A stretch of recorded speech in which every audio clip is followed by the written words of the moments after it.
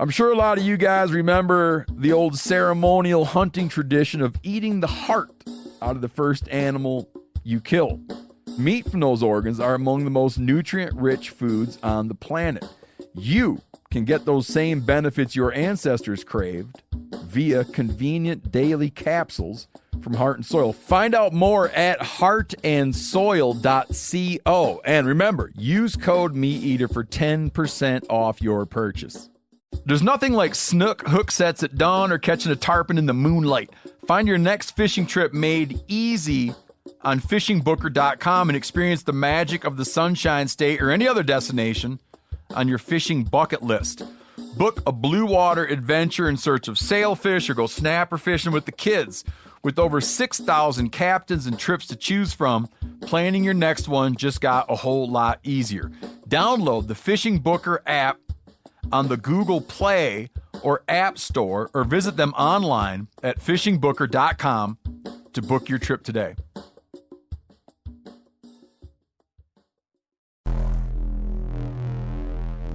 Welcome to the Wired to Hunt podcast, your home for deer hunting news, stories, and strategies.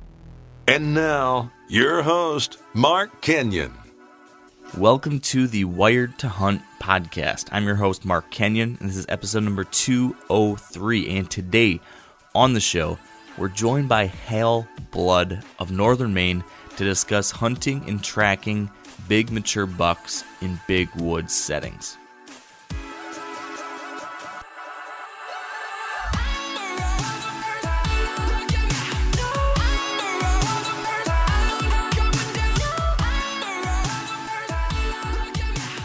All right, folks, welcome to the Wired to Hunt podcast, brought to you by Sitka Gear. And today on the show, we are talking big woods deer hunting. And we're joined by one of the most well-known experts on this topic on hunting the big woods of the Northeast, Mr. Hal Blood. And my wife thought that was a pretty apt name, by the way. She heard that. She's like, well, of course that guy hunts.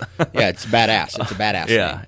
It is. And Hal, in addition to having a great name, he is the author of Hunting Big Woods Bucks Volume 1 and 2 and Tracking Whitetail Bucks. He is the president of the educational company and website Big Woods Bucks. He's a seminar speaker, a registered master guide in the state of Maine. And based off the many emails I've gotten over the years requesting him as a guest, he is a very well-respected and revered hunter who I think is going to have a lot to offer when it comes to, not just helping people that hunt in the same places he hunts, like up in the Northeast, but after hearing more about him, and actually I have already recorded the interview with him, so I know what he does talk about, and he just has a lot of stuff that was even interesting and applicable to me in what I do here in Michigan. And I think even like you, Dan, hearing this kind of stuff, I think there's stuff we can learn from his attention to detail, his attention to tracks, a lot of stuff like that I think can be applied anywhere. So I'm excited for people to hear this one. I found it really interesting. And in last week's podcast, I talked about a trip I'm taking up to the boundary waters of Minnesota. And I think a lot of the stuff that Hal talked about in this one, I can apply to that kind of hunt too. So just a lot of cool stuff. I think it's unique compared to a lot of our conversations. But before we get to that, we do need to have our pregame show because, Dan, you were able to carve out some time in between family emergencies and all sorts of crazy stuff to at least let us catch up a little bit. So how the heck are you, man? I tell you what, this year, as everybody hears on the news, is like the year of the flu, right? Everybody's got the flu. Well, it's not necessarily the serious flu that's gone through our house, but with 3 kids, it's a numbers game, right? Someone's going to be sick throughout the winter time. And the last 2 weeks, and part of the reasons why I couldn't be on the podcast, and which really pisses me off because I like being the co-host, but today I had to go into the doctor again and get my youngest breathing treatment because he's got so much congestion in his lungs, and now he's on antibiotics. And my oldest one, she's on medicine too because she's got some kind of sickness going on, and it's just been kind of rotating through our house the past couple weeks with my wife and my kids and myself, and And I'm just kind of ready for summer to get here, so we can get rid of all this shit. You know what I mean? Yeah, man, I hear you 100%. I've had some serious cabin fever too, and I gotta tell you, you worried me a few minutes ago before we started recording when you told me that your son had a brontosaurus. I'm like, he has a dinosaur, and then you realized that you meant bronchitis. Right, that's right. But like you should see how many simple mistakes I'm making these days because I am not getting the sleep that I need. I think Just like full-blown dad life brain now. Dude, like.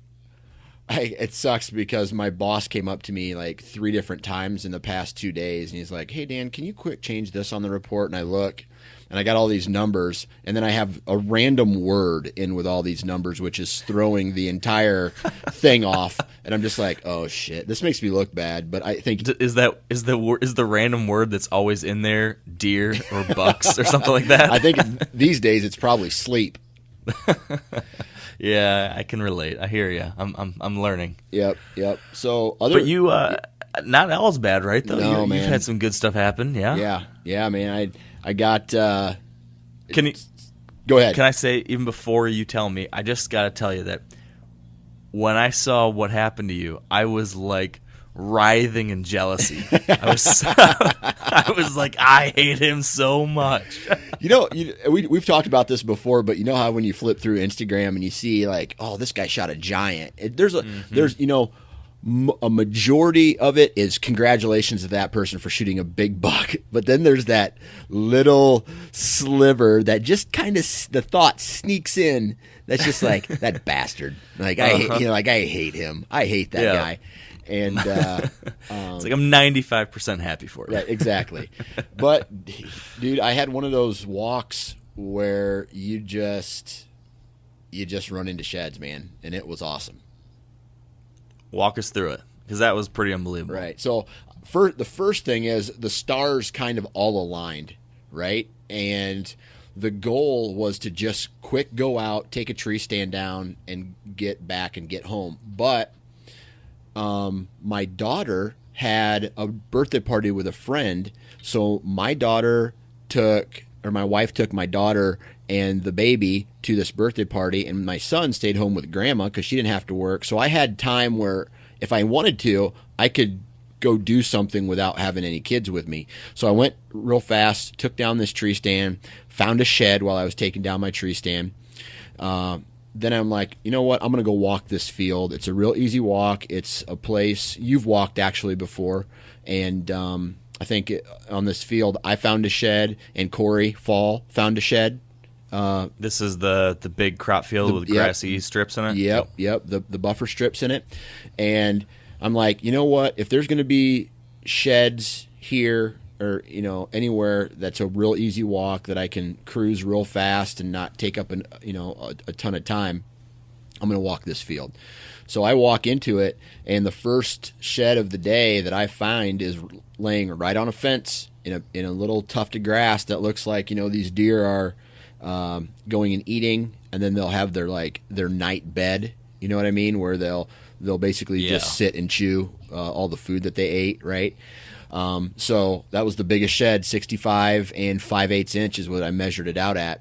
And that was a 4-point side, wasn't it? 4-point side. So give or take, and I gave him a 17-inch inside spread, which I think it's probably, I'm being conservative. So it's like a 147-inch 8-pointer, which is that is insane. I got pictures of him 2 years in a row, and he's definitely he's a hit list buck, and so. That walk then turned into me kind of slowing down and really scraping the area really good. And in the first buffer strip, I found 3 sheds. And in the next buffer strip, I found another 3 sheds. And then I'm trying to think. I found 8 sheds in that field. One of them was a match set. And then... dude, it just kind of happened, you know what I mean? And every one of them was in the grass, and I was just kind of cruising looking for the cherry pick. But I swear this weekend, if I don't go to the Iowa Deer Classic, I think I'm going to go shed hunting again with my wife, and we're going to walk that cornfield in the rows and just kind of real slow, methodically go through it because I have a feeling I missed a lot in that are just kind of sitting out in that field. Yeah, if there's that many just in the buffer strips right along there, then wasn't it almost all right sides? Yeah, and that's the funny thing.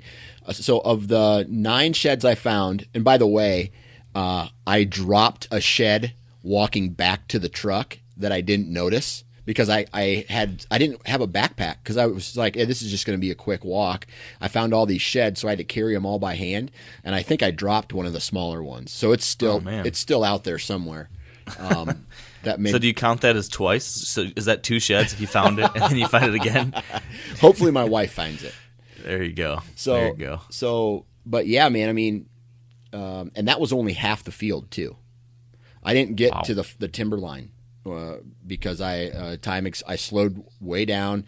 Time expired. The grass was a little taller. I was going back and forth in all these trails, just trying to see what else was there. I was, looking for beds and. But I found the food source that they've been hitting the past couple weeks, and I don't know. It just made me excited to get out and do more shed hunting. That's awesome, man. Shed hunting, when you hit the jackpot like that seems pretty incredible. Yep. I've never had a day like that. That just sounds nuts. And that's 2. Let's see. That's a tie. I found 9 sheds. That's a tie for the most. I think the most sheds I found in a day.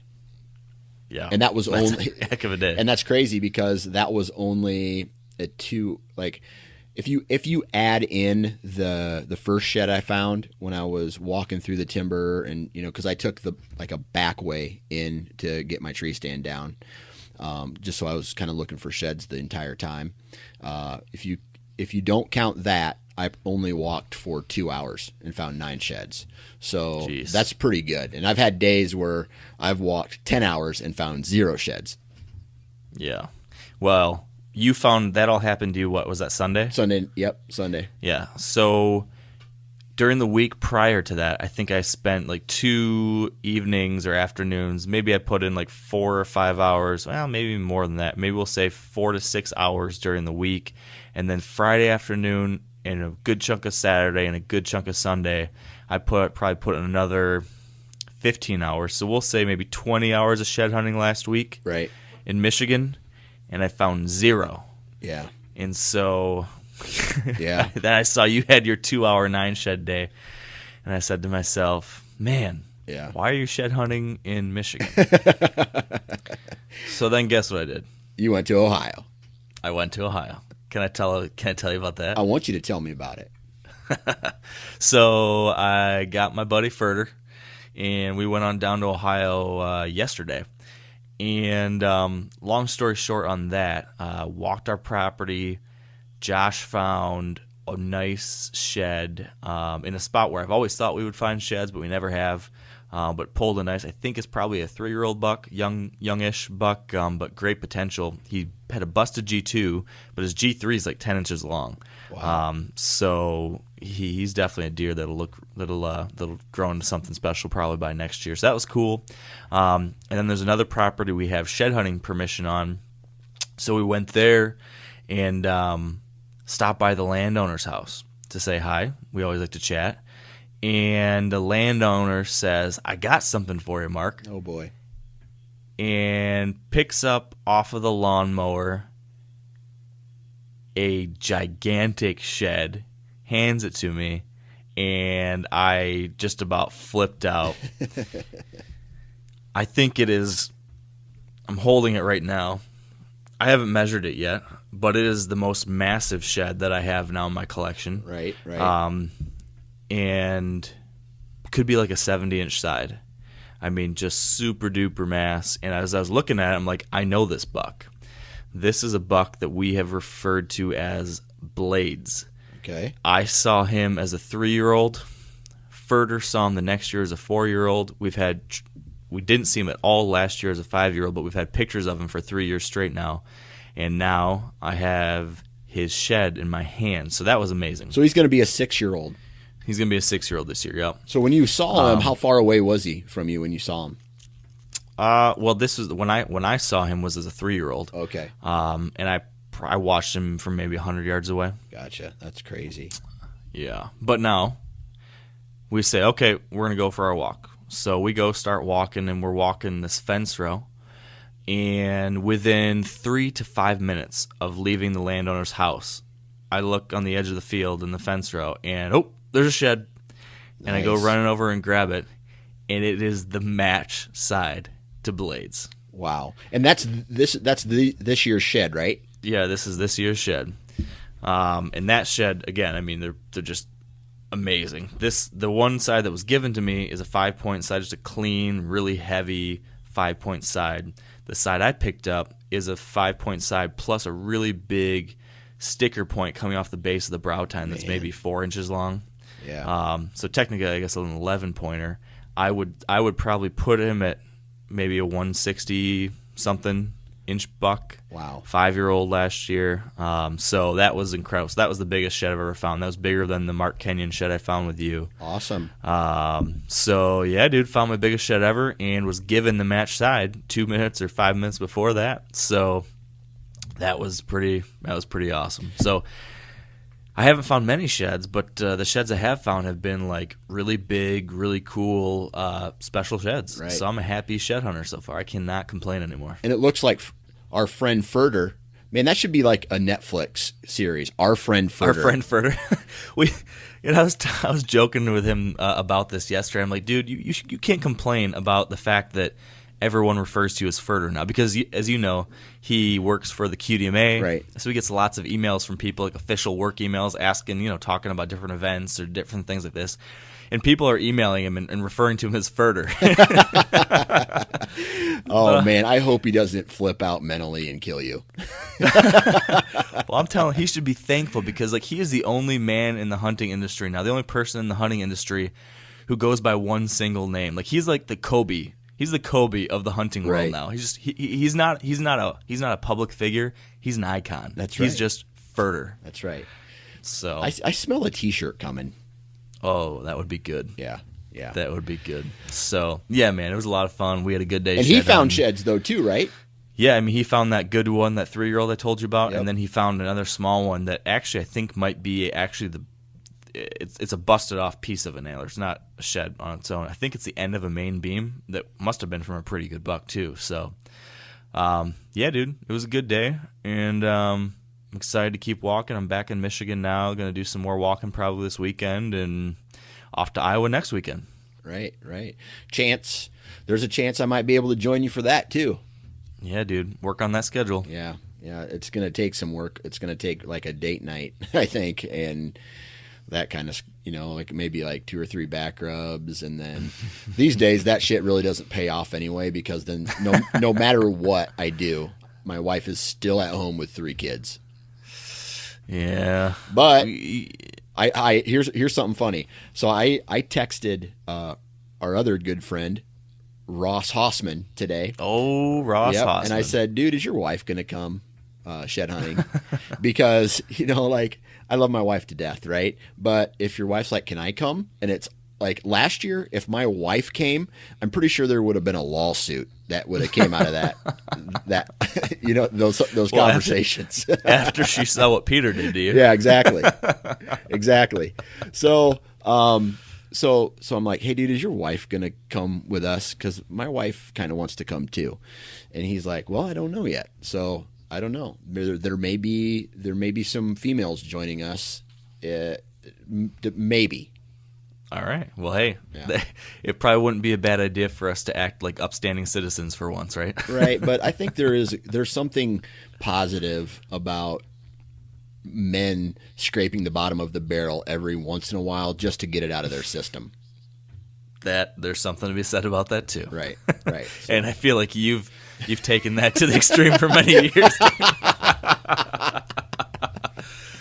absolutely. Oh, man. So yeah, Yep. and I'm just like you, man. I am ready to get out and do some more shed hunting. There's something about at the end of the day, your legs and your back are sore, and it just feels good.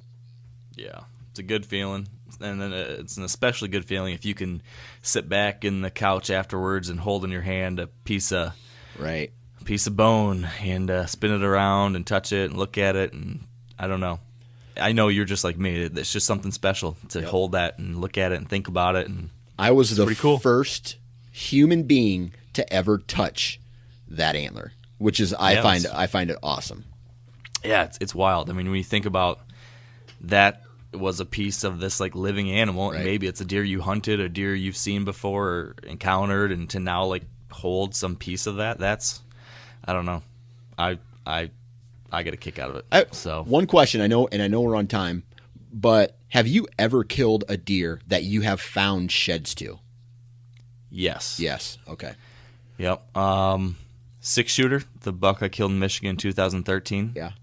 I have one of his antlers. Yep. That might be the only one though. Yeah. Until Holyfield this year. Right. For as many sheds as I've found, and as the deer that I've killed, I have yet. I'm looking back, and I have yet to kill a deer that I have found a shed to. I think it's pretty hard to do, except in those situations where people have like these really big managed properties. Right. But by permission, small properties are kind of situations. In most cases, it's a tough sell. It's tough to pull off. Right. But maybe the tides are turning. Maybe you're going to kill this mega 8-pointer this year. Man, who knows? I'd love to. He's a good buck. He's almost a 9. He's got a little crab claw. That's awesome. Yeah. Well, here's my advice for you. Okay. To kill this big 8-pointer. Stick around for the rest of this podcast, since I know you couldn't be here in the interview, but stick around for this one. Hear what Hal has to say about tracks and how he can tell how fresh tracks are and how he can tell how big a buck is by a track and by his stance and his gait.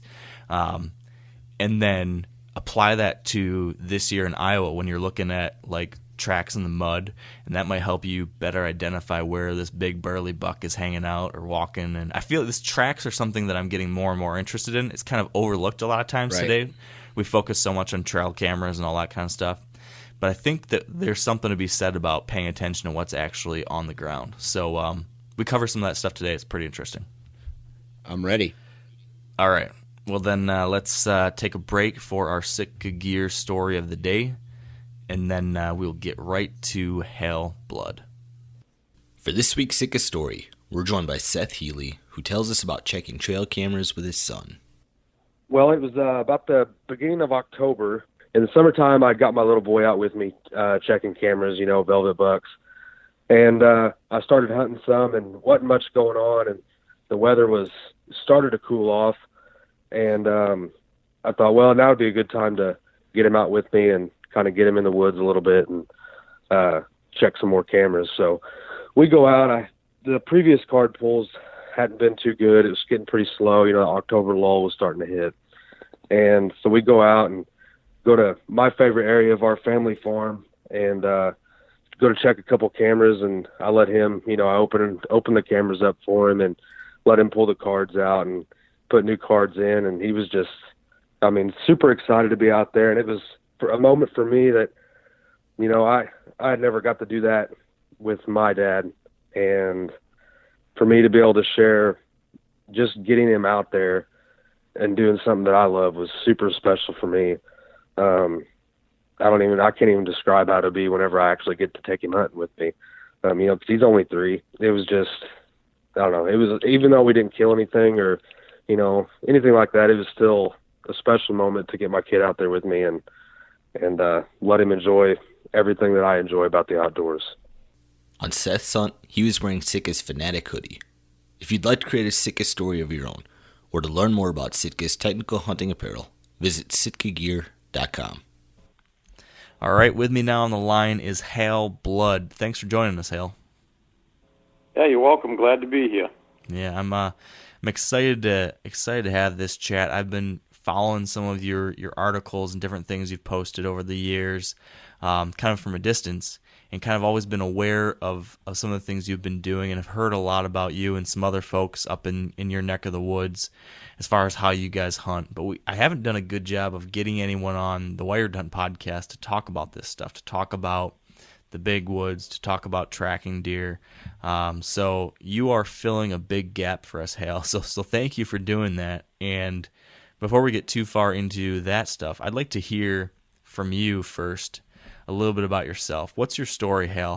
How'd you get into all this, and how'd you get to where you're at now? I think I got a crazy story. So I started deer hunting when I was 10 years old, which is when you can start in Maine. You got to be 10 to hunt. Well, now they changed it, and my father deer hunted.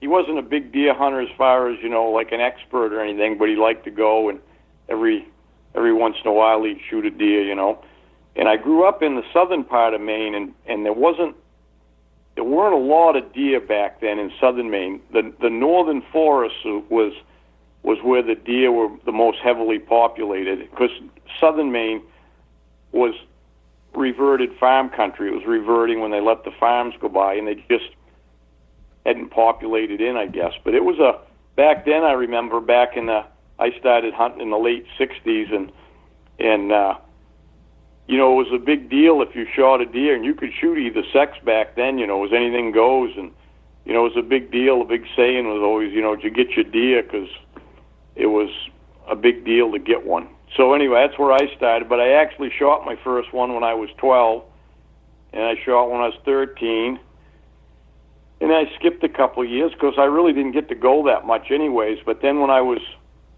16, my relatives invited me to come down to their hunting lodge, which is an old farmhouse, and it was more to the northeast of us, still kind of near the coast, but I got to go up there and spend a week, and that was a big deal for me because I would go on Saturday or Thanksgiving or something before then, and there was quite a few more deer up there. It was common to see some deer every day up there. So I started shooting some deer up there, and then I went in the Marine Corps. As soon as I turned 18, I got out of high school. I went in the Marine Corps for a stint, and I deer hunted down in North Carolina where I was stationed, and shot a bunch of deer down there. The limit was 4 a year, I think, down there. But I was always crazy about it, and I was crazy about tracking, even though I didn't know it that much then, because in southern Maine, we didn't have much for snow during deer season. But I used to, in the wintertime, me and a couple buddies, we'd track rabbits around. We have snowshoe hares there, and we'd track them to ourselves. And then when I got out of the Marine Corps, I had to get a job. I wanted to be a game warden, but they weren't taking applications, so I just got a job in a grocery warehouse. And not to bore you with all this, that only lasted a couple of years, but the only vacation pick I could get was up north, and the season opened a week early, so I got that pick, and I talked my father into going. That was 1980. Me and my father, we had this little pop-up camper we borrowed, and we headed to the North Maine woods to an area. It's where I live now and settled into, because we used to go fishing there Memorial Weekend, and I always saw deer, so I said, well, that'll be a place to try anyways. And it was kind of ironic. The first trip I made north,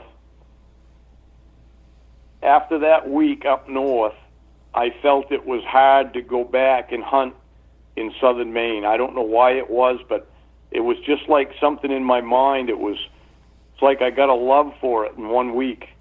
It was big, it was a bigger area than I'd ever been in, and, you see that big buck sign, and we had some little bit of snow that week off and on, and I followed a few big buck tracks, and I just got intrigued by it.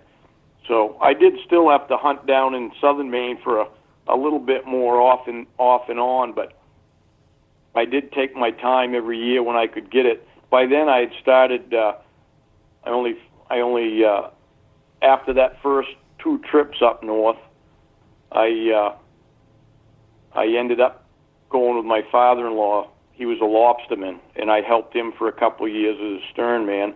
And then I bought my own boat and went lobstering on my own.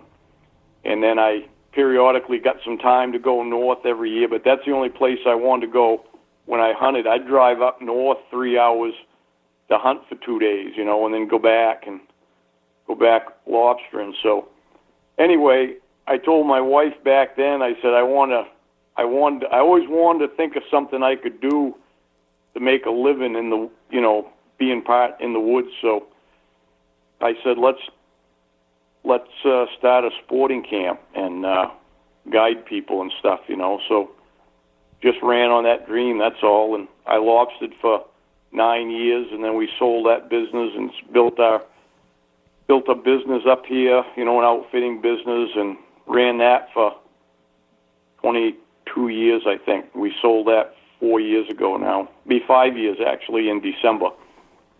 So meanwhile, I started guiding the hunters, the deer hunters, and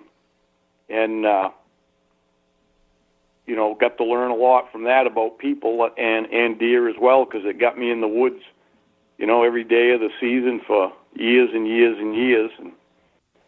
And then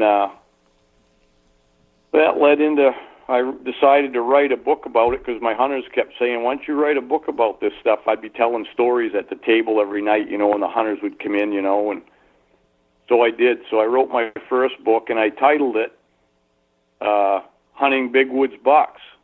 And that was a term that I coined back then. I think that was in 2005, I think, when I wrote my first book.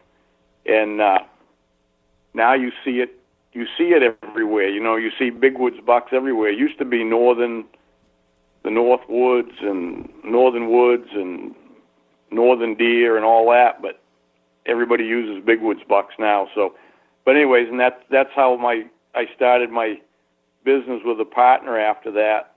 It was a buddy of mine, a client, Chris Dalty, and he said, hey, what do you think about getting a camera and filming some of this stuff you do? And I go, yeah, sure. So we just kind of started that way and kind of moved it along to where it is now. It was a slow start because I had my other business going on, guiding and stuff. So, but anyways, that's kind of what happened. Just kept in the woods and studying. I was always a student of the woods anyways. From the time I remember when I was 6, 7, 8 years old, running around the woods all day. Back in those days, my mother would kick you out of the house, and be back for supper, and that was it. So I ran around in the woods and stuff most every day. Not that we had huge woods, but big enough to roam around in and see things, They always feel pretty big when you're that young too, right?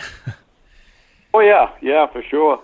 It's all relative. So I guess that's.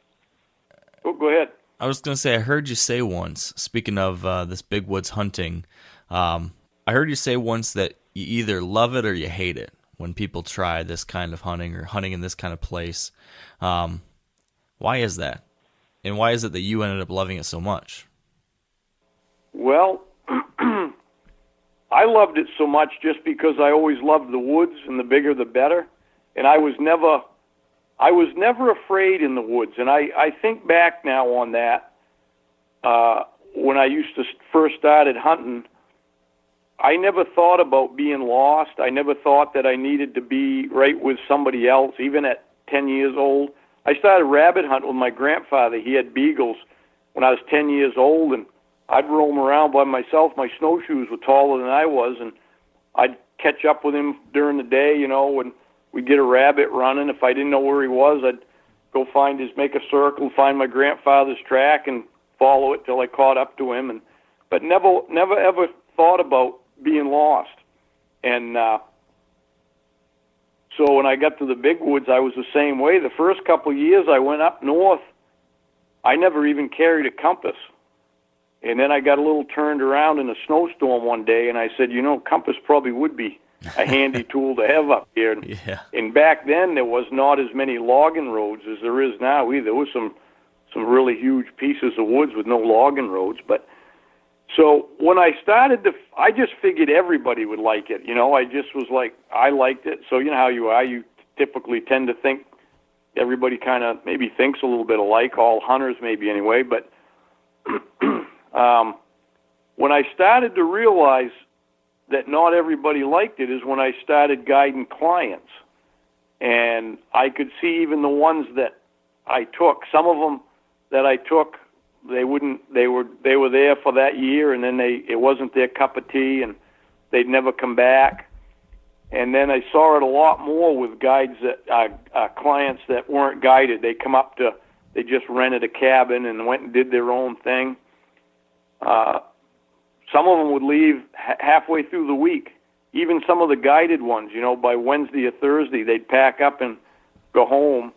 Wow. And, they would never tell you the real reason why, but it boiled down to a couple of things, and one of them, it shouldn't have been, was the low deer densities, because we always told them, if you're going to come up north, I always was honest with people, you're not going to see a lot of deer, because there used to be all the deer up north, but when they started back in the 70s and 80s and even through the 90s, when the logging really accelerated with mechanized equipment, they cut a lot of the deer wintering areas, or actually most of them, and the deer herds plummeted up north. Meanwhile, they were recovering in the south, or they were building up. So now it's opposite. All the deer in southern Maine now, and the deer are fewer and further between in northern Maine.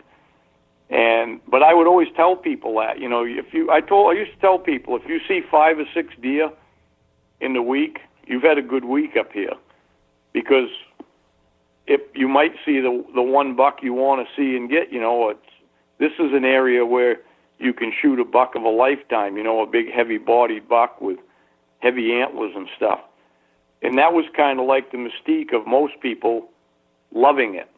They didn't care if they didn't see many deer, but they knew they were there. They saw the buck sign, on huge trees and the huge tracks, and they'd see them at the tagging station, other guys getting them, or on the game pole at camp, and they knew they were there, and they were willing to put the time into for their chance of getting one of those once-in-a-lifetime bucks. So that's how I got to learn that they either loved or they hated it. But the bottom line with most of it was fear, and I've written that in my new book. Fear is the biggest obstacle people have to hunting in the big woods, and the biggest fear is being lost, which I never related to. Like I told you, I never thought about it, but I realized that even with people I guided, that they were nervous being right with me. We'd be on a one-on-one hunt, tracking a buck or something, and when they start asking you, how far out are we and which way's back, they're nervous, right? So that's how I got to figure out that people were basically scared of the woods, scared of being lost, or scared of spending the night in the woods.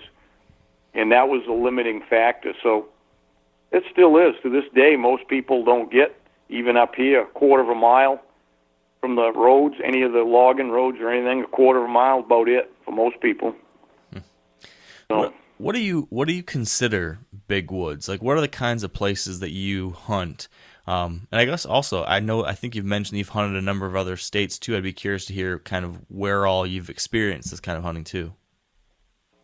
Okay, what my definition of the big woods is anywhere that deer don't have access to agricultural crops or suburban areas where there's neighborhoods where they can eat shrubs and stuff.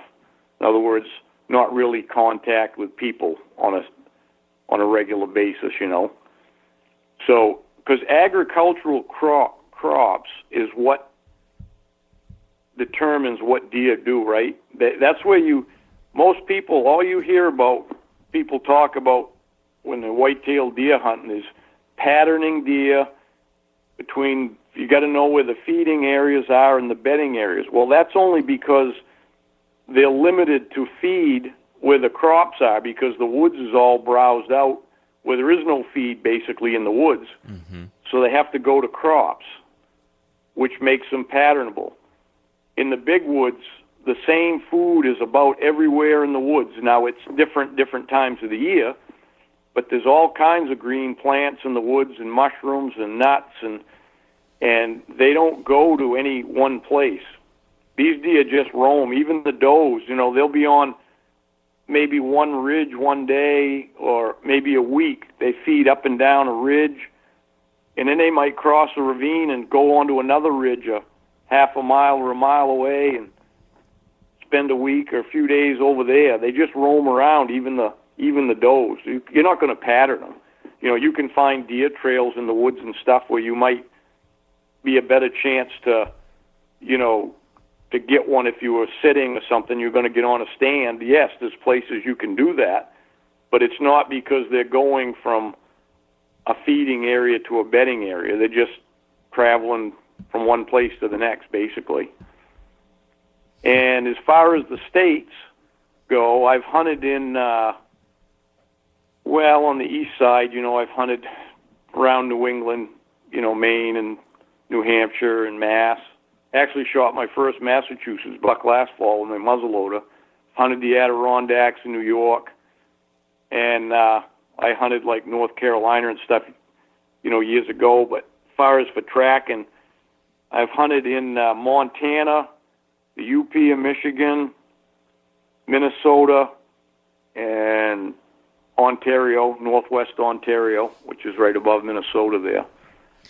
But all these places I go to, it's for the bigger woods, I don't go there to hunt around farmland. I go to hunt in the big woods. Like Montana, the eastern part's all prairie and agriculture, and the west is all those big mountains. Well, that's where I hunt, So,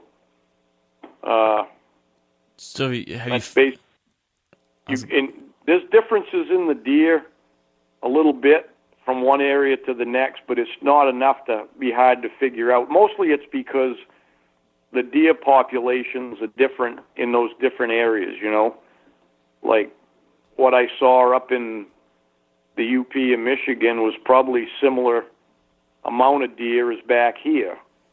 When we first started hunting Ontario, there was quite a few more deer than here. In Montana, they're in pockets, but there's places where there's more deer and places that's the same. So you just got to get used to the amount of deer, and that controls kind of how far the big bucks will travel, But people have asked me what's my favorite place to hunt, and it's still right here in Maine, believe it or not. There's something about you got a chance to kill these big bucks, that dress well over 200, and the tracks are bigger. Everywhere else you go, the tracks aren't as big as here. Actually, up in the UP, I found some tracks that were big like here, but for the most part, they're not, because it's a different. The bucks we have in northern Maine, northern New Hampshire, right up in New Brunswick and Quebec, it's a northern borealis whitetail, which is the largest subspecies, and so they have the largest tracks. I know we shot some. My heaviest deer I shot was actually in Ontario, but he had nowhere near the foot as some of the big ones here.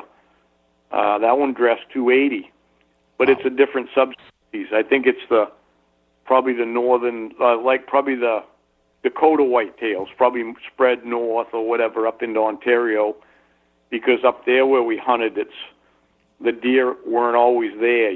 They kind of spread north over the years. So but anyways, that's it sounds like you've been able to kind of put your big woods strategy into action. Surprisingly, a lot of different places, which is pretty interesting to me. So I want to dive into the details of how exactly you do that. But one of the things that I have kind of wondered about right out the gate is when you talk about the deer hunter like myself here in southern Michigan, and I hunt a lot of the Midwest, where I am hunting that kind of ag land, woodlots and ag fields type landscape. Just like you said, there's a lot of that figuring out where they bed, figuring out where they feed, trying to intercept them, patterning deer, doing a lot of off-season scouting, hanging tree stands, all that kind of stuff. So our off-season is full of all sorts of preparation. But as a big woods tracker, what do you do in the off-season? Are you scouting and doing a whole lot of preparation, or is the hunt for you really just getting out there and finding a track and going? Yeah, that's really what it is, because I'm not a sitter, never have been. Even when I was a kid, I couldn't sit very long. I don't have any patience for it. So I'm either still hunting. If it's bare ground, I still hunt around. I call it scouting now, because I don't really want to shoot one on bare ground. I'd rather track one down, But I go out and go through the motions, and I go and, like around here, I'm so familiar with my area that I just go check some areas I might not have hunted for 10 or even 20 years. I go back, they might have gone downhill from logging or something else, but a lot of times those areas, they like come full circle and it's good again, you know. So I go out, and all I look for when I'm scouting, even in the spring, is basically what I'm looking for is where the big bucks travel. I'll incidentally find out where the does are hanging out. You know, they're always hanging around where the best feed is in the woods, which is typically the newer logging, you know, the newer cuttings, because that's where the best feed grows, and the does take their fawns there to raise them up. So those will attract the bucks later in the season, you know, once the rut kicks in. But these big bucks in the big woods, they're real secretive creature. You can't believe how secretive they are. There's places they go that without snow you would never find them. You'd never go there to find some of the places they go to lay down or even and hang out. You know, it could be right to the tops of the highest mountains or down in these swamps, but they're reclusive. They're a really reclusive animal. But I'll tell you, the key here for me of locating the big bucks is a signpost rub, and that's another term that I coined back when I wrote my first book, because I kept finding these rubs in the woods up here that they look different than other ones, and I started studying them a little bit because I was always curious anyways about things in the woods, and I could see that the same tree had been rubbed year after year. You could see the growth rings where it kept healing over, and it actually, someone would be rotted right to the middle. They'd been rubbed so many years. And I called them signposts because what I figured that what it is it's a place where they put scent and communicate. And now with trail cameras, you can, I mean, I had the theory, I said it's got to be that, but now with trail cameras, you can prove it because you can watch how they rub those. They're not rubbing them as much out of aggression all the time as they are just to put scent. And sometimes they, quite frankly, they go by them and they don't rub them. They'll just smell them and keep going. They want to see who's there. It's like a communication point. Well, a lot of those places, there'll be several bucks that overlap right there. That's like the spoke of a wheel or the hub of a wheel, you know, where those different bucks cross paths. And that is a real key. I call it, that's the key to unlocking the secret of the big woods, when you locate a bunch of those in the woods, you know. And they're not necessarily that easy to find until you know what to look for, but I mean, I've had guys that I've taught and stuff and read my books that still never found one, and if I've taken them in the woods and showed them or explained it a little bit better, they go and find them and they start sending me pictures back of the ones they found. So are there... And excuse me? Sorry, I was just going to say, so are there specific types of places that you usually find a signpost rub? Like, is it at a junction of some kind of different type of terrain, or where do you find these, or can they be anywhere? Well, up here, 95 to even more % of the rubs are on a specific tree, and it's a brown ash, or you'd call, if you looked it up in a tree book, it'd be a black ash. And I think it's because that bark on that tree, it's like balsa wood. I think it holds the scent, and I also think it's because it's a rare tree. It's not like a maple tree or a birch tree. They don't grow everywhere. They grow around wet ground, so they grow around cedar swamps, spring seeps down through the woods, even up in the mountains. They'll grow if there's a seep where they got to have a lot of water. So that's how you find those. So I don't go looking in the woods. There's too many trees in the woods to look for a signpost rub. So I walk the wet areas until I find the trees that the rub's most likely on. That's how I scout. And if I find these brown ash and I get through an area with brown ash and I don't see any rubs on them, there ain't too many bucks around because they got to rub them, you know.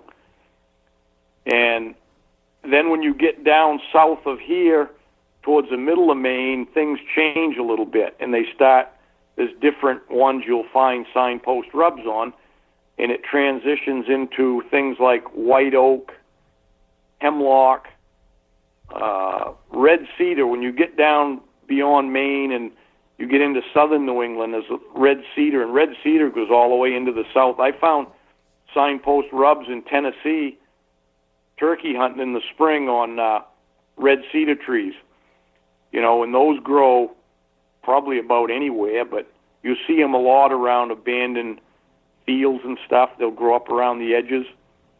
So in your area, if you know what tree to look for, you go look for those trees, and you'll find signposts if it's a big enough woods where bucks can grow old. Because if they can't grow old, you're never going to find a signpost, because it has to be rubbed enough years to make one, right? Does it make sense to you? Mm-hmm. So if a buck gets shot when he's 2 or 3 years old, he's not really, he might have started to rub, if he rubbed 2 years or 3 years, and then you kill that buck, then it's probably the end of that signpost, unless there was already several big bucks making one, which if you know, most places aren't like that, you know. You got to get remote to places that grow enough big bucks. Now, I know those places in Iowa and Kansas where they shoot all those big bucks, but the reality is most of those big bucks aren't really that old, you know. So you need old age to create signposts, and signposts would be the key in the big woods to finding where the bucks travel. So back to the original question then, which was about the preparation, scouting. Is there anything else you do on the off season other than looking for those signposts? Anything else before we move on to the actual in-season stuff? Nope. If I'm going to scout new areas, I'll go in the spring. As soon as the snow leaves the ground, late April, early May, before it greens up, I'll go check some new places, because you'll still see the rubs and scrapes in the fall. Excuse me. And then if I'm going to scout in the fall, I'll scout the last week before the season, because before that, they ain't there. They're roamed around somewhere else in their territory, and what changes them really here is when the leaves drop in early October, they move. Wherever their summer range was, where they're feeding in a cot or whatever it was, as soon as them leaves drop off and the woods opens up, they move to a different area. They get back with this green growth or swamps, or they feel like they're out in the open, in other words, once the leaves fall, you know. Mm-hmm. Yep. That's the only 2 times I scout. All right. So if I see buck sign, I can go hunt there when the snow flies. Yep. Now, what about before the snow flies? When the season opens, there's not snow yet. Do you try any dry ground tracking? Is there anything you do before the snow falls, or do you just follow the snow or wait for it? No, it's yes to both of them. I stay here at home when it's bare ground, and I scout around. I go check some of the places where I know there's signposts, see if they're hit, see what it looks like. The best time to track, you can track on bare ground, is very difficult, but the best time is right after a rain, where it flattens all the leaves out, and then you really only have about a day, and then there's more tracks laid down, and you can't do it anymore, you know what I mean? And then when you do find it, you've got to find a track, you know, one of those big ones that's track is bigger than all the rest of the tracks, so it doesn't blend in with them. You know, if you come across other tracks, it'd be easy enough to sort it out, you know. And typically they'll sink in deeper in the leaves and all that. But I've tracked a number of them on bare ground before, and it's a lot of fun. It's slower going. The hard part is your eyes are on the ground all the time, so you're not looking around, whereas when there's snow, you can look out that track sometimes 40, 50 yards, and you don't have to look at the ground anymore, you know. You can look ahead, look for a deer. Yeah. Well, I think now is a good time to take a quick break for a word from our partners at Whitetail Properties.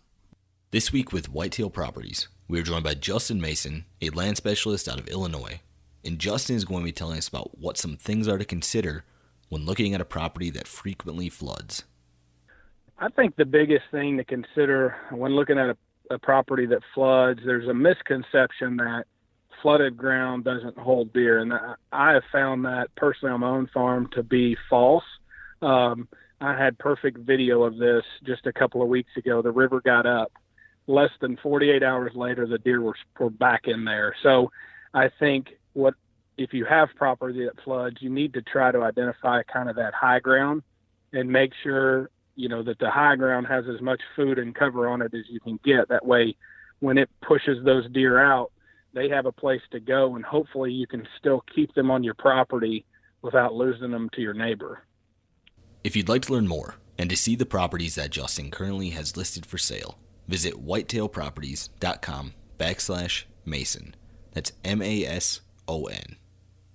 So I feel like a lot of guys and girls that hunt in the Midwest or other these kind of generic deer hunting types examples where most of the media and stuff comes out of, there's not quite as much of a focus on paying attention to deer tracks. Everyone wants to focus on trail cameras or food plots or whatever it might be, but there's been kind of this lack of interest in tracks in a lot of both media and simply how most average guys are hunting.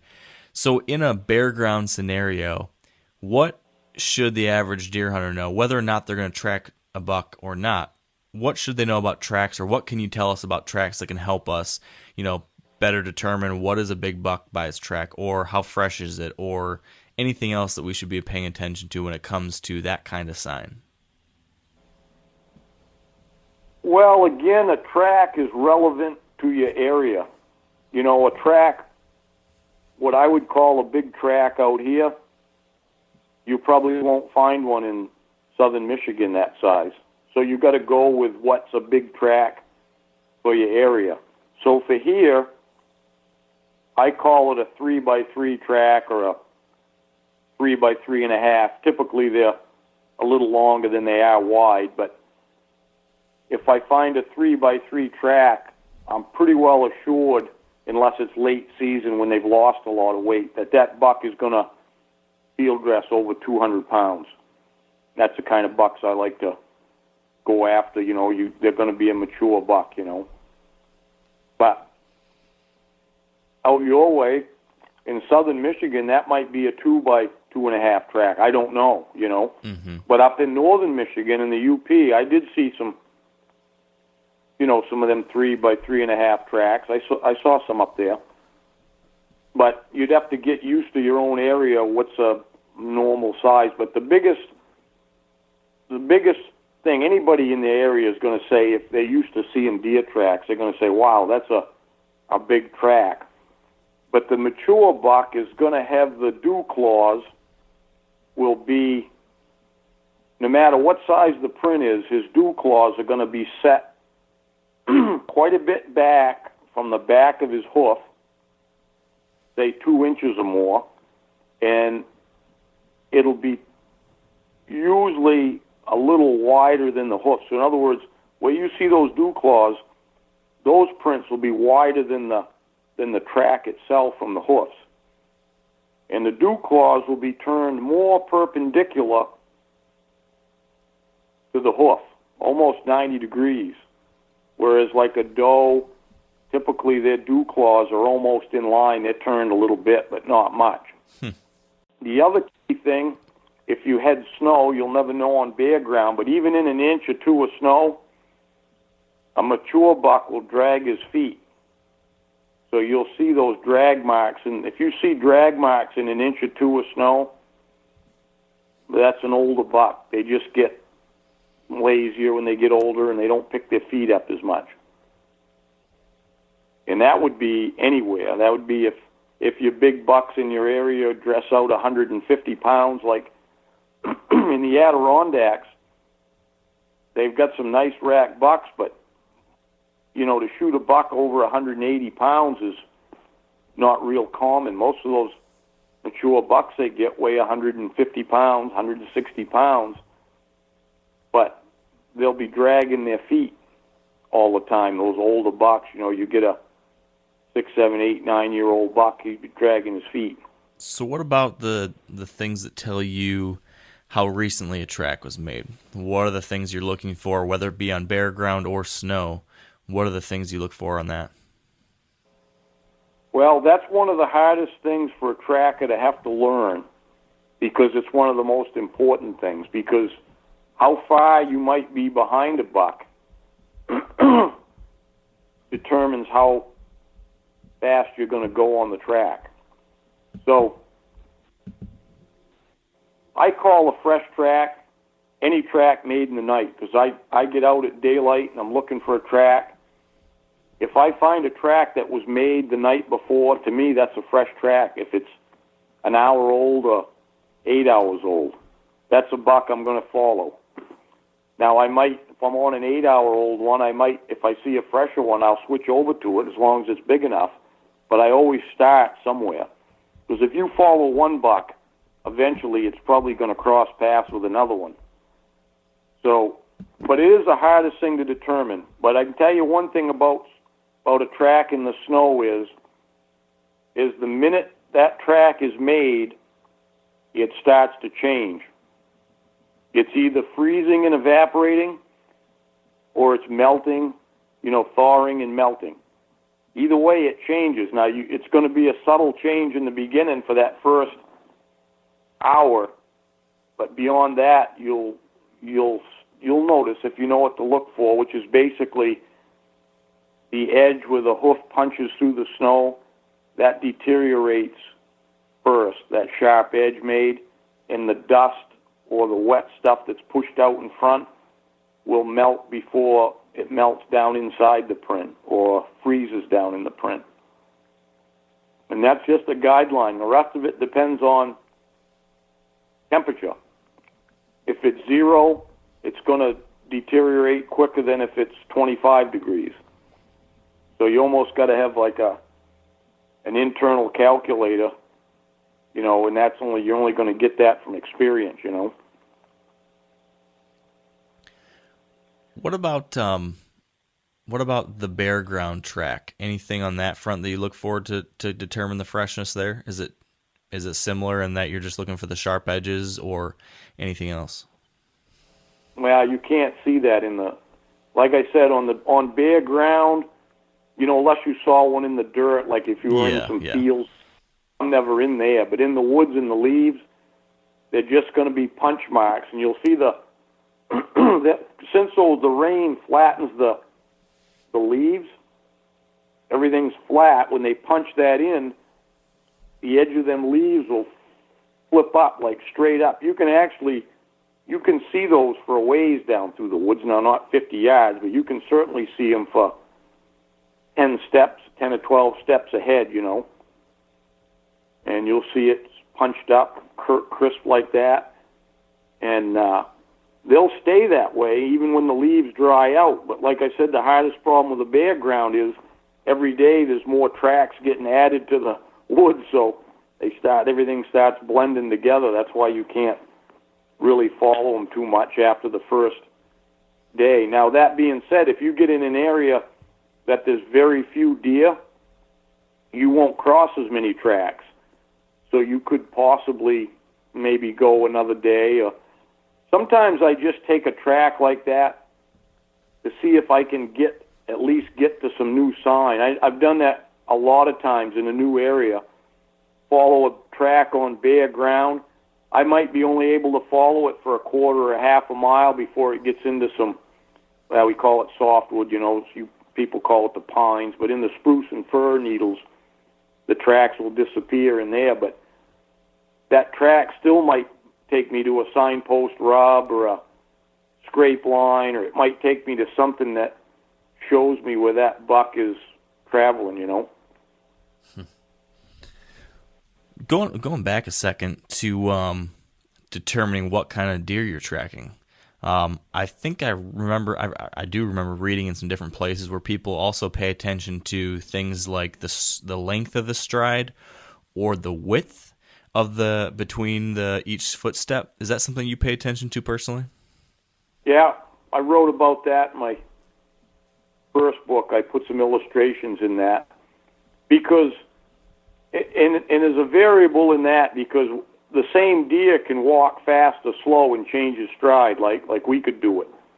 So you sometimes a stride just means he's hurrying. But if you follow one long enough, you'll get to figure out what his normal walk is. And a longer stride means it's a longer deer or taller, or however you want to put it. He's longer, and a longer deer is going to weigh more because they're not all built the same. They're not all going to weigh over 200 pounds up here. And it's like people or any other animal. You know, you got long, thin ones, short, squat ones, whatever it is. They're all different shapes. And then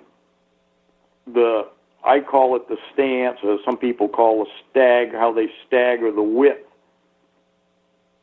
That determines, as a deer gets bigger, that's going to widen out, right? His shoulder and his chest, he gets bigger and thicker, so that's normally going to widen out. But up here, I look for a buck that's got 8 inches side to side, 8 to 12 inches, and that'll be a pretty good buck. 12 inches will be a real big one, but so yeah, I look for that. Size of the print, dragging his feet, like I said, is a real key, because then I know it's an old buck, you know, an old mature buck. Mm-hmm. When you said the stance, you were measuring, 12 inches. Is that from the outside of the print to the opposite outside, or is that inside to inside? Well, I just call it from like the center to the center, however you want to do it. But gotcha. It isn't splitting hairs. You know, you don't have to split hairs with it. But when you look down and looks like it's 8 inches wide, yeah, to the center or to the outside, that's a good one. And if you get out to 12, it's a big one. Now, when you get into areas where the deer are smaller, they're probably never going to get 12 inches, 8 inches might be the bigger size, and, 5 or 6 might be on the narrow side, Yep. All relative. That makes sense. Yep. That's just, I always look at that because out here and in a lot of the north, people are more interested in the weight than they are in the antlers, because when you're hunting in the big woods, if you were trying to hunt for a certain buck with a certain set of antlers, or only shoot a buck with big antlers, you ain't going to shoot many bucks, I'll tell you.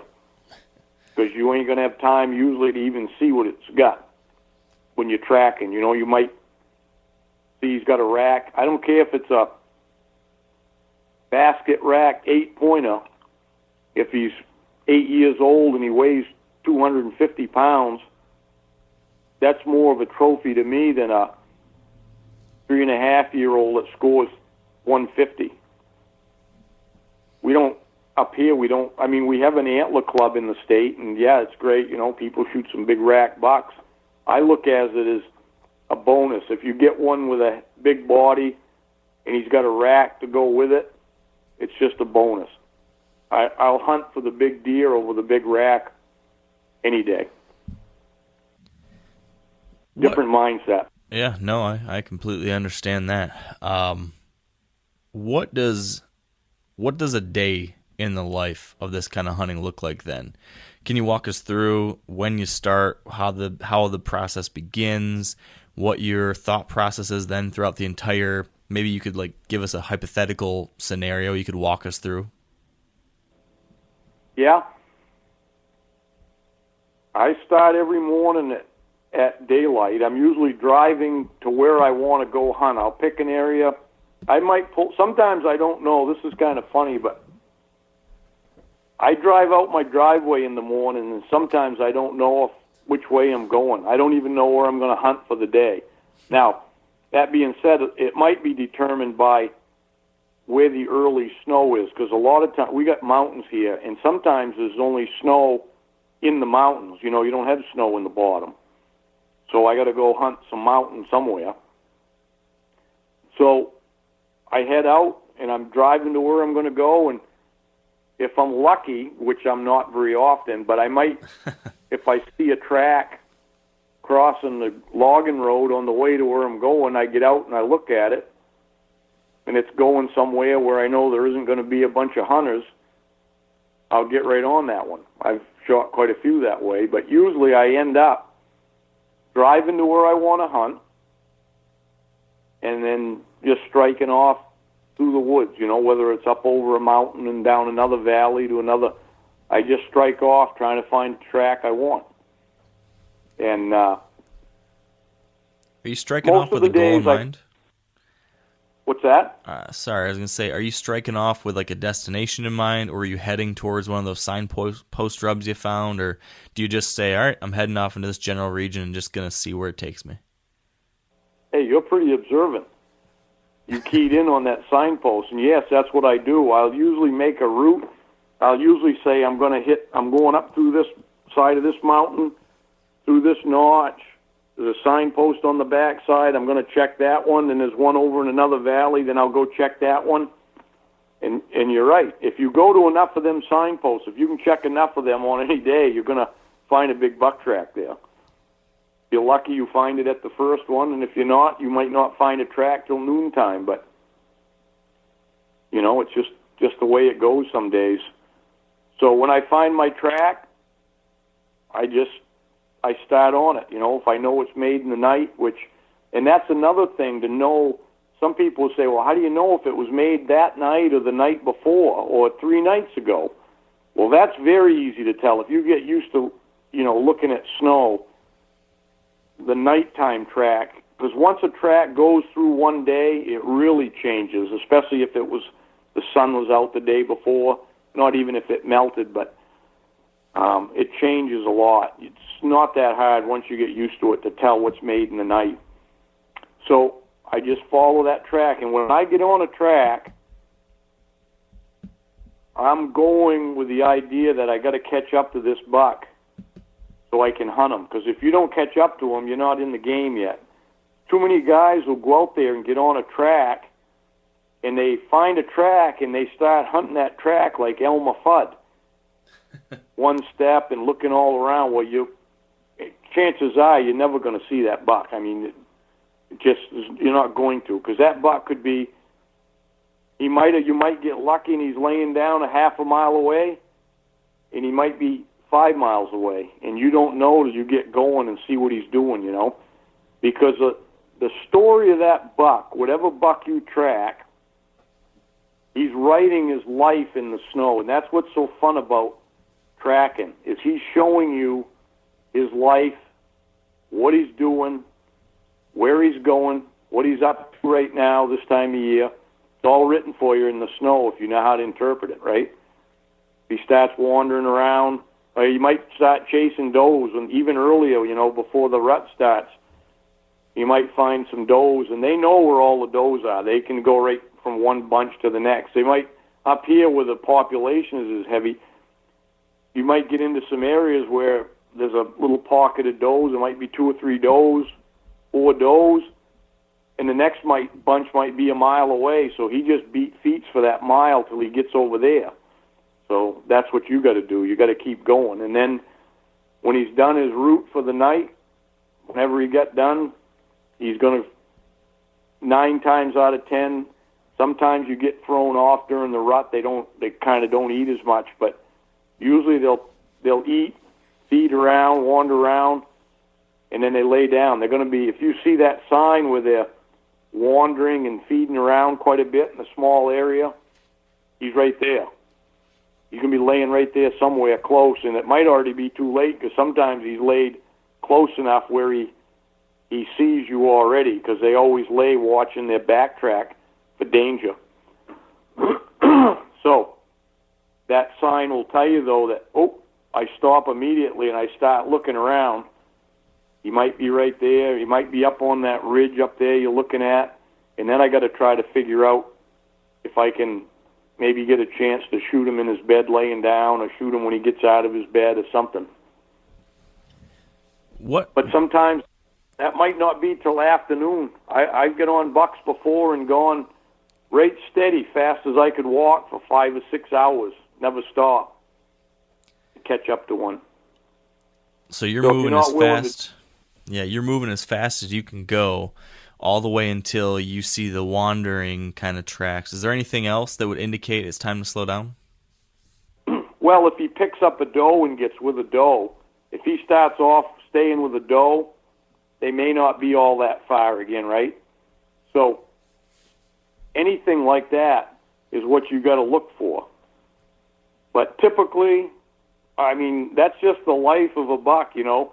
He's got to eat, sleep, and breed, and watch out for danger, and it's really as simple as that. That's all they do, right? Mm-hmm. So you just got to figure out what he's doing, where he might be, and that when I go through my day, I call tracking, I call it an emotional roller coaster ride, because you're up, you're down, you're up, you're down. You know, you think he's right close, then oh no, he struck off again with a fast pace. He's way over there, or you know, it's just you don't know. You got to turn left here, you got to turn right there. All kinds of decisions all day. That's why you don't shoot one every day, right? Right. That's why it's so fun. If you could go out and shoot one every day, I wouldn't bother going. It'd be too easy. Tell me this. So, tell me when you see that he's slowed down and you think he's close now. He's been wandering around. Maybe you've seen sign of him rubbing a tree or feeding or something like that. How much time do you spend then at that point? Now that you think he's slowed down, do you now get into that Elmer Fudd mode where you glass and then you take a few steps and you glass and you take a few steps, or what's your process at that point? well, I don't glass until I spot something I can't recognize, because I don't take enough time to glass around. Some people do, fine. I don't. I look for things out of place, like an ear or an eye. But first thing I try to do is, and again, it's because I hunt in the mountains a lot. Usually when they're going to lay down, if they're up on a ridge somewhere or they turn up the ridge, they lay down up high so they can look down, right? Easy to escape danger that way. And they usually go up on the edge of the green growth up in the mountain where it's thicker and lay either on the edge of it or just in it.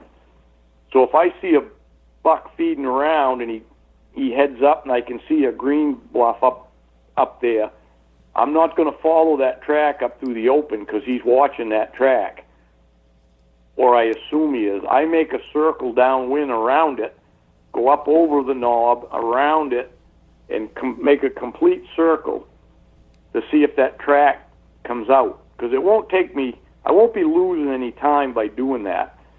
So if I've got any doubt to whether I'm not sure if he's laying down, I make a quick loop like that. Might take me 15, 20 minutes, but now I can confirm. If I cut a circle and his track didn't go out, guess what? Now I have that buck in a small area in the big woods. He's captive for me. Now I just got to try to see him. If I cut that loop and his track come out the other side, I just saved myself a lot of time of Elmer Fudding, didn't I? Mm-hmm. Yeah.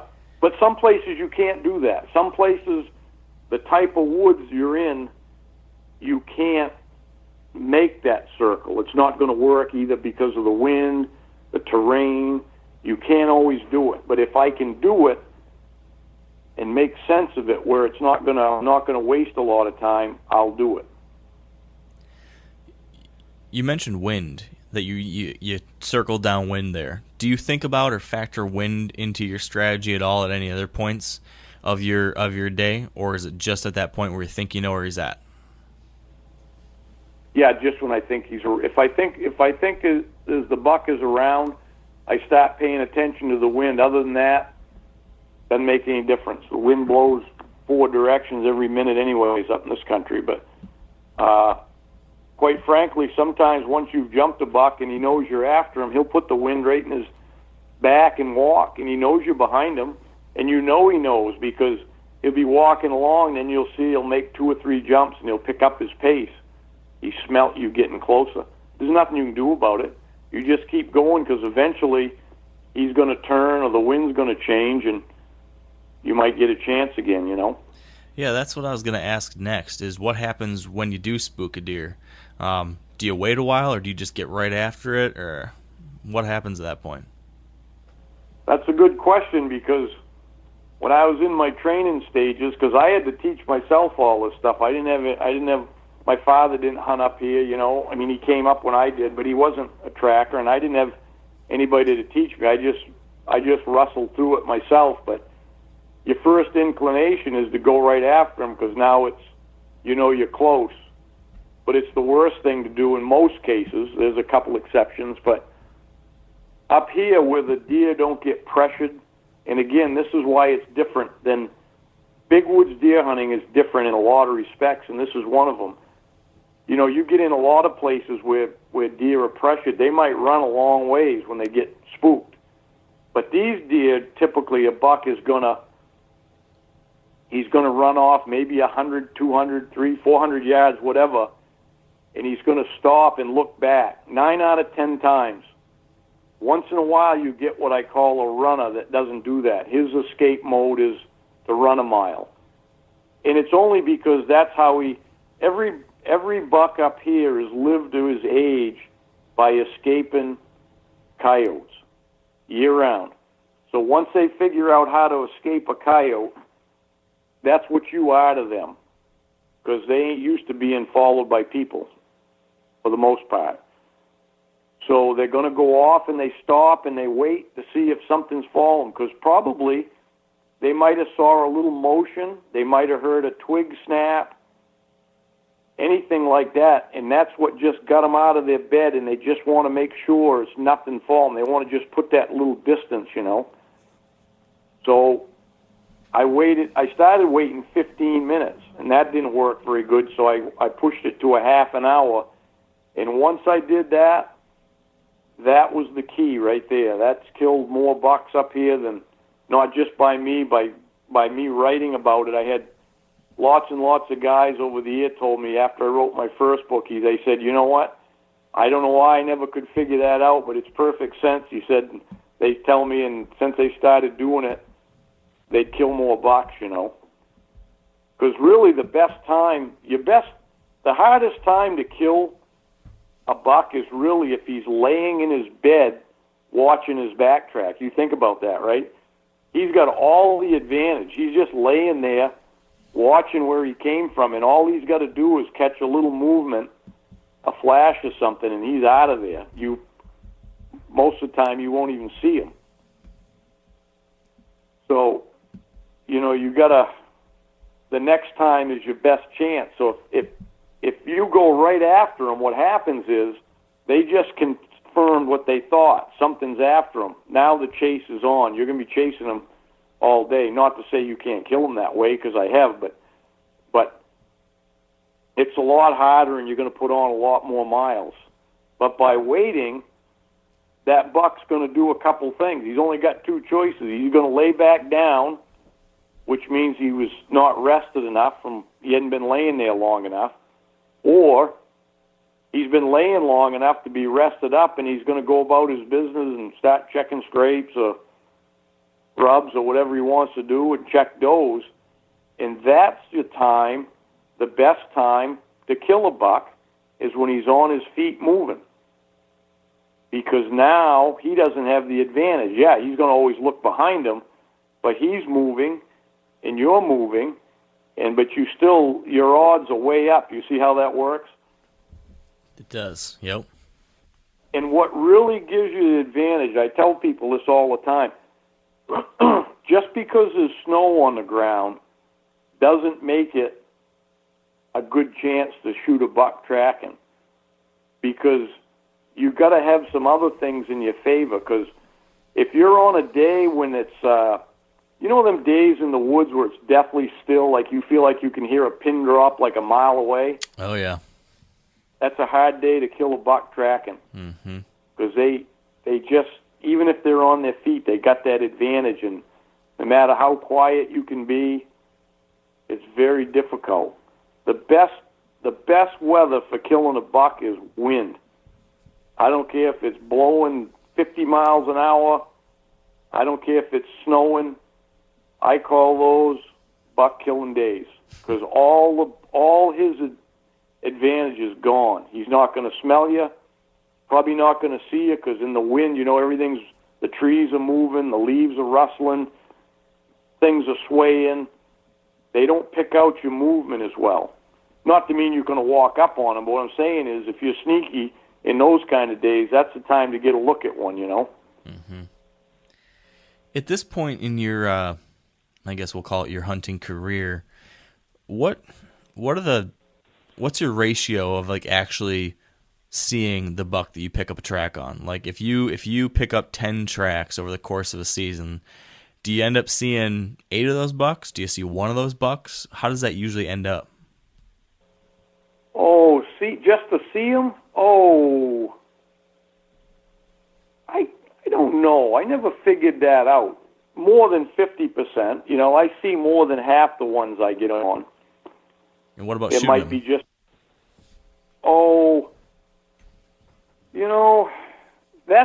that varies with the weather. And I'll give you a good example of that. This past fall, we had a year of crusty snow. Whenever we had snow and rain and it would freeze and make a crust, even when I went to Montana this year, we had a crust out there. They got a bunch of wet snow and then it got cold and froze.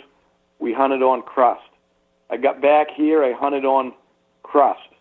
Every day crunched around. And miraculously, I still did see a few of the bucks that I was on, but nowhere near what I could have. I know that I had 2 weeks I hunted like that. The last week of rifle and the week of muzzleloader here in Maine, around here. And I saw more big bucks than I'd seen in quite a few years. And I think a lot of that was because usually I shoot one and then I ain't hunting around here no more to see anymore. But I was crunching around, but I still got to look at 4 or 5. I ended up kind of a crazy thing. I hit one with my muzzleloader. I just nicked it, but I missed one with my rifle. Didn't have much of a chance. Just fired when he was disappearing. The last day of the season, and then I missed one with my muzzleloader here, and then nicked one, and then I saw a couple more that I couldn't get a shot at, and then I missed one with my muzzleloader and mass, and then I shot one down there. But that was actually quiet going. It wasn't crunchy. But to bring that back around, I don't really know. I don't really keep track of it. But I know back, the older I got in my career, the more picky I got about what buck I wanted to shoot. And the older the buck, those are the hardest ones to kill. So the odds are, your odds are tipping the other way. To go out and shoot any buck is not a problem for me on probably any day, but to try to kill those biggest ones, that's why I like it so much. It's such a challenge. Mm-hmm. But I know back when I was guiding full-time, I only got to hunt days, like when I was guiding one-on-one hunters. If I got them a buck that week, I'd get to hunt maybe a day or two or whatever. And that's basically what I used to do. I'd take a day here and a day there, a couple days. But I remember in my first book, I still remember writing that because I actually did think back to how many days I hunted because it was easier because I didn't have many days. And it averaged, I shot my buck every 3 days. In other words, it took me 3 days to kill a buck. And they were good bucks, Took me 3 days. Wow. Some of them might have been 5. Several of them was the first day I went. But it averaged out to 3. And I don't know if this is something maybe just from talking to a lot of other hunters in the area, but in the big woods type of situation like you're in up in northern Maine or maybe in the Adirondacks or the upper Great Lakes, do you think that this kind of strategy, tracking bucks, is that the highest odds way to kill a buck, do you think, in this kind of area versus sitting around and waiting on one? You know, I say it is, and I know it is for me because I can't sit around, but there is some guys that if you're willing to put the time in sitting on a good place, same thing. You might kill one the first day. I've had clients I put on a stand and they kill them the first day out. I've had other, obviously most of the hunters will sit all week and they don't see one. But for me, by far it is, and because I know there's a buck at the end of that track no matter what. All I got to do is get to him. See, that's different than sitting, and it's different than still hunting, because you can be sitting and you don't know in that woods where that buck is. You got no idea. You don't have any idea if there's a buck within 5 miles of you. Right. And you're just hoping and waiting that one comes along when you're sitting there. But by tracking, the buck is there. You just got to do what it takes to catch up to him, and then do what it takes to get your chance at him. Yeah. Definitely. So, yes, odds are better. Anywhere there's snow, if you learn how to track and you put it into practice, I can guarantee anybody, if you stick with it and get good at it, your success will be a lot higher than just sitting around. And again, I'm talking about big wood situations where the deer population tends to be less. You're not sitting in a bean field where you can pass up $5 a day till you get the one you want. I ain't talking about that. Right. But in the woods hunting, tracking for sure. What is if more successful? What if you're tracking all day and you never catch up to him and it gets dark? Can you get back on that track the next morning at the same place, or do you try to cut it off, or is it just a lost cause and you just start brand new the next day? What do you do the next day? I start out new. I might not even go back to the same place, because after I've left that buck, if I got to start again and he's got all night to travel, I'm starting way behind. I'd rather find one that I might only be a few hours behind, I've shot a few bucks that the track was a couple of days old, and I've taken one only out of necessity because I couldn't find anything else. But the biggest buck I shot here in Maine, when I got on that track, it was 2 days old, and it was the first week of the season. And that's usually when they don't travel as far, because the rut's not even close, The rut up north, it's probably the same in the UP, but here it's basically the 15th to the 30th. You can mark it on your calendar. That's when the breeding starts. And I'm sure the UP is about the same. But it was the first week of the season, and my client had shot, it's actually a gal, and she shot her first buck the second day out, Tuesday. So she asked me if she could go along with me, and I said, yeah, but I said, you gotta hold back if I tell you that when I'm getting close, I don't want you clomping around right behind me. So I finally picked up this track at about 11 o'clock. I'd actually tracked a couple other ones, and one went across into Canada, and the other one I caught up to, and it wasn't big enough. So I got on this big track and we had a dust in the snow the night before, and it was in it. I followed it down off this ridge, and he rubbed on a brown ash, and there was shavings there, and they had that dusting. And the way it was headed, I'm like, it wasn't like headed like in any big, real back, in any bad place. I said, I'm going to follow this thing. I might be able to catch him, even though it was 11, And I didn't go probably from where I picked that track up. I don't know as I went much more than a half a mile, and he went in this little knoll on this ridge, and he laid down, and he come back out and started down the ridge, and he caught up to, I don't know, it was 3 or 4 does of the smaller buck following him around, and he followed those tracks down over the ridge, and I could see where he caught up to him. It was written right in the snow. They all started running. And he started chasing them back up the ridge. And then they all started walking. And they went along. He followed them for a few hundred yards, and then he turned right off and went right down along the top of the ridge, and it got into a little bowl up in the ridge with some open hardwoods, and he started feeding there. And then he went across that, and it went into an old cutting that was pretty slashy and thick. And he went in there, and I'm like, he's going to be laying in there somewhere. So I told her to hang back a little bit, keep me out of sight. And I pushed my way in there. It was some little maple whips and stuff. But it was a windy day, like I was telling you about. You got wind to help you out. And there was a few little leaves stuck on those little maples that were rattling in the wind. And I got my gun kind of ready, and I was one step at a time in there. And I don't know how far I went in, not far, 50 yards maybe into that thicket.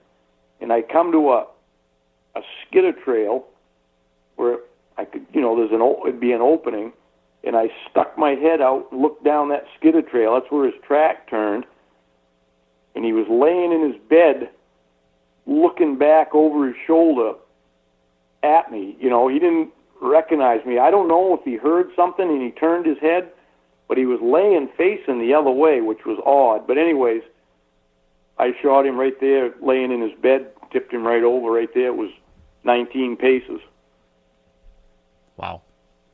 So that was a 2-day-old track, so you never know.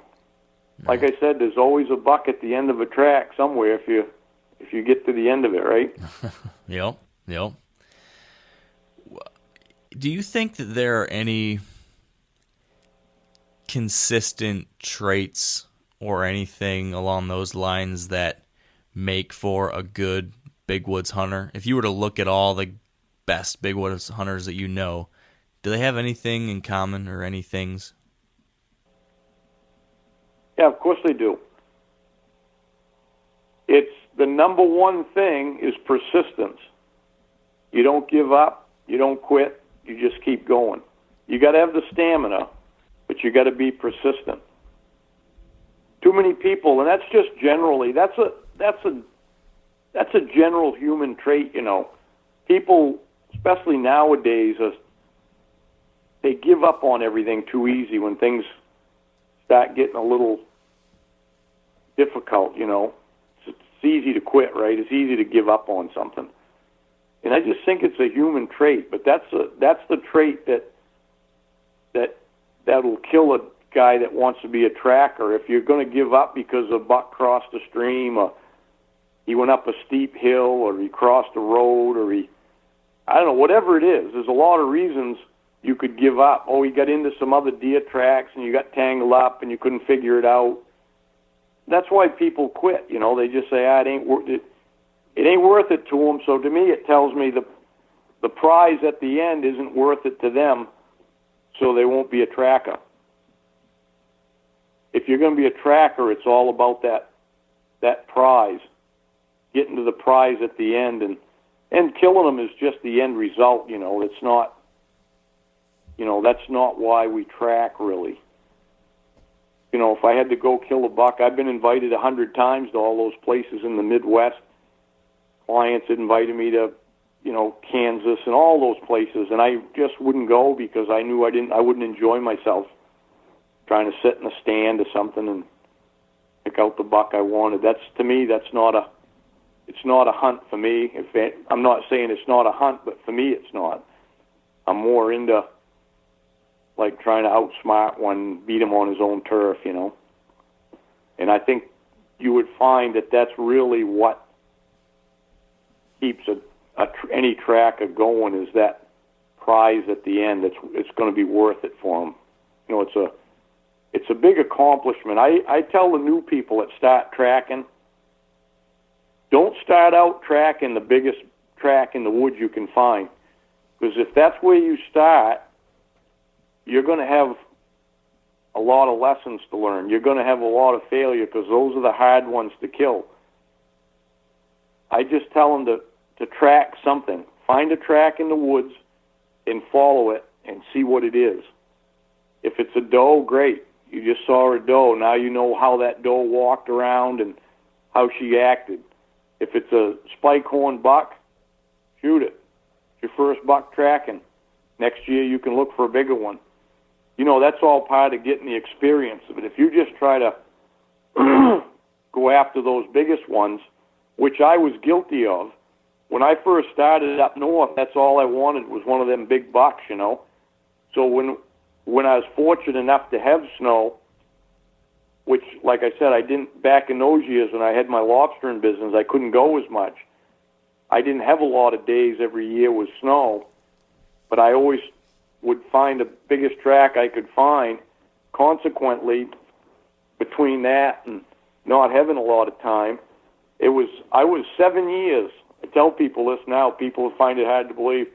It took me 7 years to kill my first buck tracking once I started. Wow. But I never gave up. I never thought anything of that. I never thought I was failing at it or anything. I was learning all the time. I'd learn what they do. I'd chase them around. That's when I figured out, you know, how to, you know, that I needed to wait a half an hour. But once I shot that first one, tracking, it was like clockwork every year. Year after year after year after year from then on. But I had to put the 7 years in. I try to help people now not have to go through the 7 years by teaching them some things, but I hope it's not easy for everybody. Yeah, they go out, and I've heard stories of guys tell me the first time they went out and tracked something, they're walking along and the bucks stand there looking at them. Well, that stuff never happens to me. I don't know why it happens to some people. They're just lucky, you know, but that luck doesn't stay. You got to have the fundamentals and keep at it. And part of that, I guess, what came of that, all of that stuff through guiding and all of the stuff over the years, several people came to me and said, you know, you really have a system of what you do. And I thought about that, and it came from several different people that didn't even know each other. And I got thinking about it, and they were actually right. What I do is a system. Not that I do everything exactly the same every day, but I have a system from what I wear to what I do to how I dress. Everything is a system. Because it's easy. If you have a system, you don't have to think about, well, what am I going to wear today? Or what am I going to, you know, there's nothing else to think about. You just follow the system. So that's what, in this new book I wrote this past year, which is a storybook of 25 of my bucks I shot tracking up here. Well, not just here, but wherever. I just started somewhere. I started with my first tracking buck, and I wrote 25 stories, but the first chapter in it is all about that system I developed, from learning how to navigate the map and compass, learning those skills, clothing, everything. Everything is a system, and you follow that, it'll be easier for you, you know, like you don't have to reinvent the wheel. And I tell people, put your own personality in the system. Don't try to be a clone of me, because that'll be painful. But it's kind of a guideline, is what I'd say, because everybody's going to dress a little different, because bodies regulate heat differently and stuff, you know. Mm-hmm. Is there anything important that we haven't touched on when it comes to your system? Any important other strategies or things to think about, or things that you do during the day or through the course of the season that we haven't covered? Not too much. I would just tell people, don't think you gotta, don't get over analytical. People get, I call it analysis paralysis, because a lot of people read this stuff. You know, they read either my articles or somebody else's, whoever else's writes, I don't know. But they read all this stuff, and maybe they've watched some DVDs on it, short films, and they get so much information in their head that they cannot make the right decision, because they gotta. There's so many things to sort through. I just tell people, don't be like that. Don't worry about it. Just pick something. because there'll be 100 decisions to make every day. And if you have to try to overanalyze which one you're going to pick, and then if it's the wrong one, you think you failed at it, don't do that. Pick something and go, because you're going to learn every day on the track. You're going to learn what worked and what didn't work. And what works one day might not work the next. It doesn't work all the time. But you've got to go enough. I'm telling anybody, if you follow a deer track, a buck track long enough, day after day, year after year, I don't care how long it takes, the law of averages is going to catch up to you.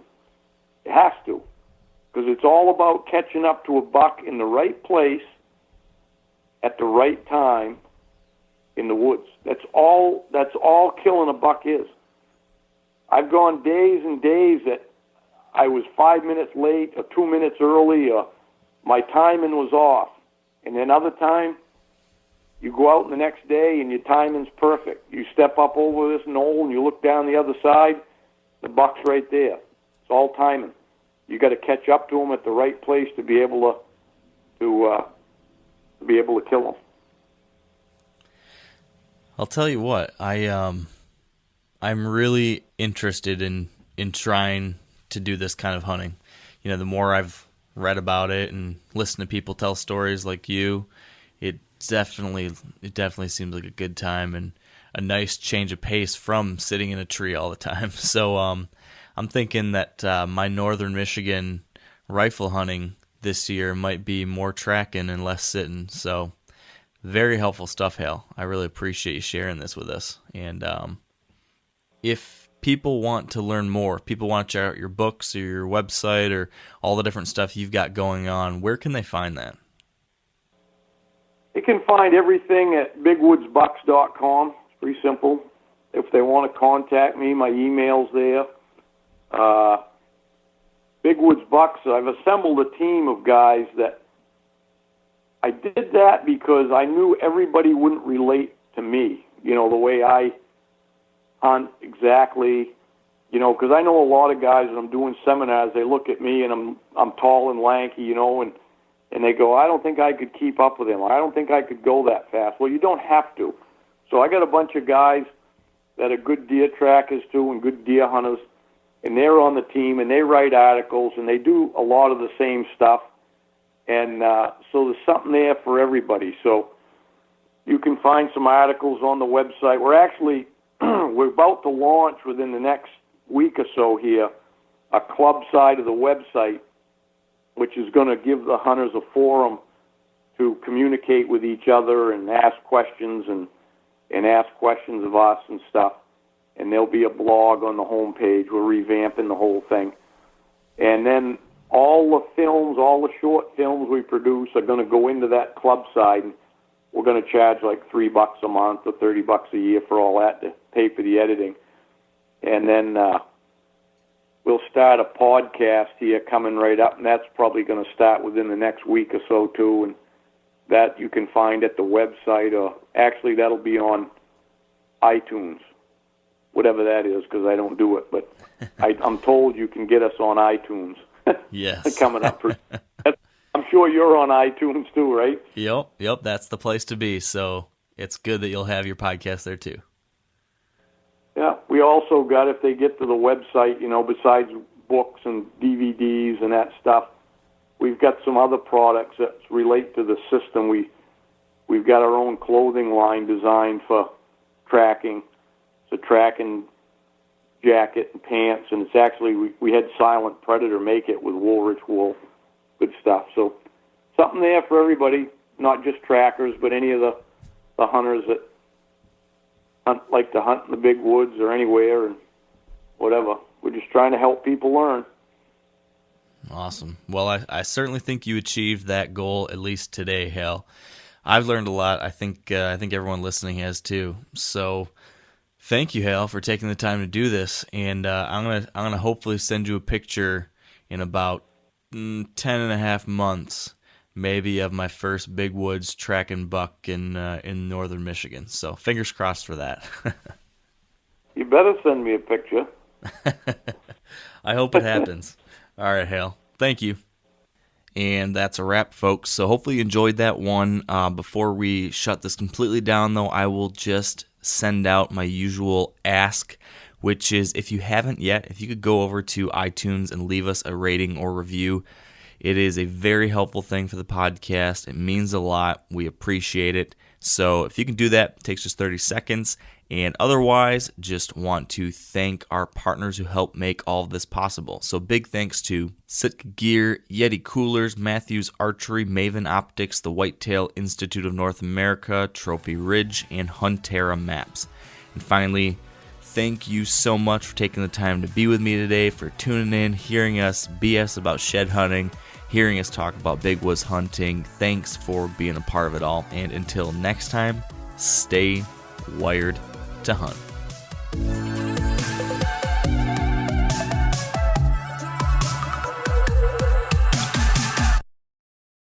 I'm sure a lot of you guys remember the old ceremonial hunting tradition of eating the heart out of the first animal you kill. Meat from those organs are among the most nutrient-rich foods on the planet. You can get those same benefits your ancestors craved via convenient daily capsules from Heart and Soil. Find out more at heartandsoil.co. And remember, use code MeatEater for 10% off your purchase. You ever get that feeling the walls closing in, the concrete jungle suffocating you? You crave some wide open spaces, the chance to connect with nature, maybe in a spot all your own. Well, head over to land.com. They've got ranches, forests, mountains, streams, you name it. Search by acreage. You can search by location. You can search by the kind of hunting and fishing you're dreaming of. Land.com. It is where the adventure begins.